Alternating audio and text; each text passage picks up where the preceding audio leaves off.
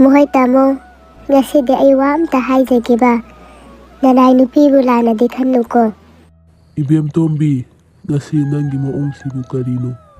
Kari naning thongdaba lairage hayo ay sauroi. Maningi ine mukina wafam ama hayawe. Kari wafamno, nang aduk thamoy sokna tamlidubo. Masigi mama oiba phangdabise. Mawa ase nupi ama kok thialagedi haidadana.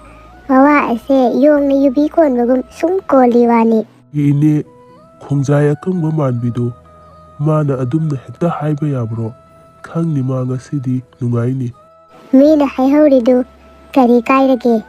Achumbane hairaklidu. Muhoy tamosu nupi ama thibiro. Mama wayu tamlamdraba aidi ipamda ibung ipwasingi makhongda sangjarurage. Nongmagi sarafodi helhangani thajate. Ibanigi marisibu imita icha udi haiduna hekta loiba yarabo. Yengoy ay nang yaudana hingba ngamoye. Ay mama oininge tamo.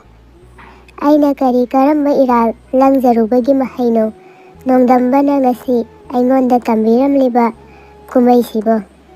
Matam thengdri ibanigisu nungaiba matam haibado nongmadi soidana lakhini. Farese sakhumda changraga chak yensangdo thongnaba taururo. Aisu pamda chatlaga sing khara yala ukige.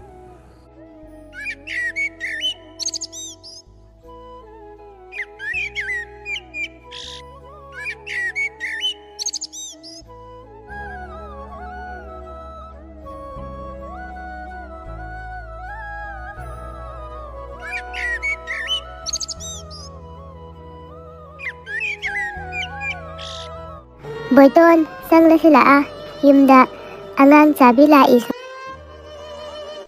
Aisu mama haibadu oininglibani yasigi samas asina mama oiba phangdraba ikhuibu kaya lana uriba. Mama oibi phangdabi kaya amana mama oiningbagi machakna kapni. Masigi atopadana mama oiba phanglabi kaya amana masasing otnairi.